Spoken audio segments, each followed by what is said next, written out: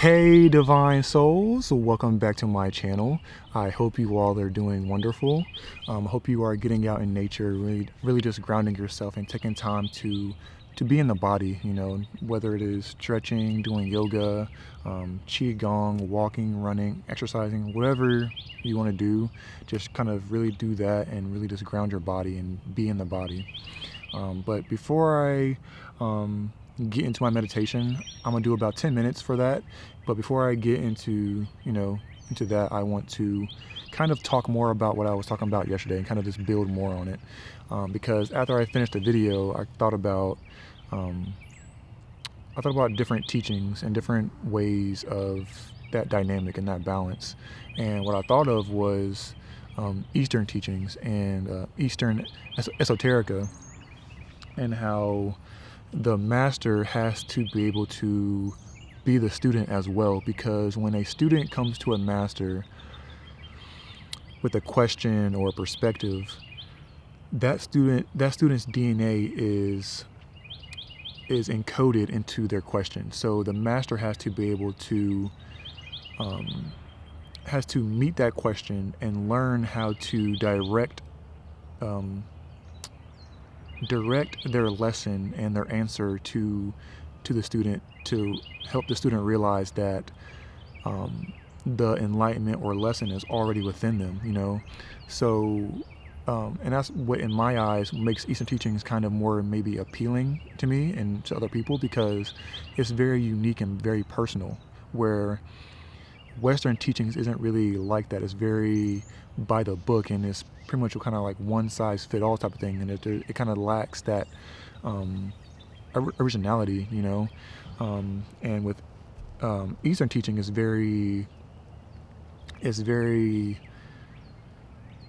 how can I say, it's very paradoxical, and it's very hidden, and very, you have to figure the answers out yourself and not have to rely on the master.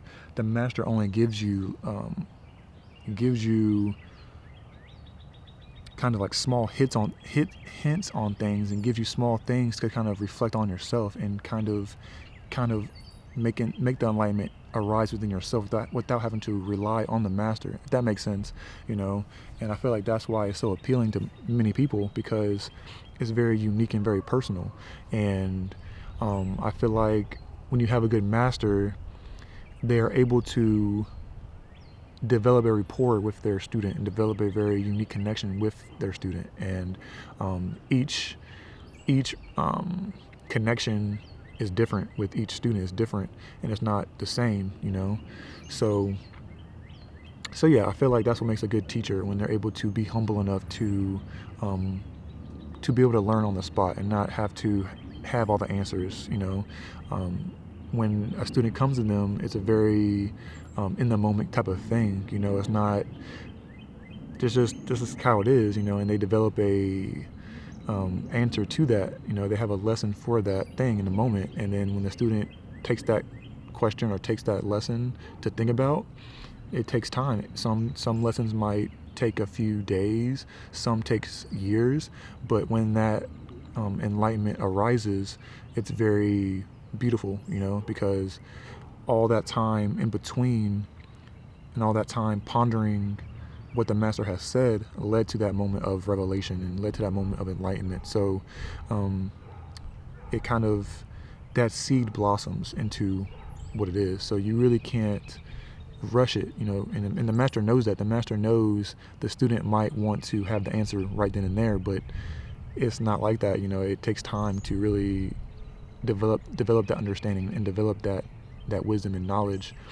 So that was my little build on that, and I hope you guys enjoyed. Leave down in the comment section what you guys think that master and teacher, that student and teacher balance is like. And yeah, so hope you guys enjoy this meditation. I love you all so much. And yeah, I'll see you guys later. Peace.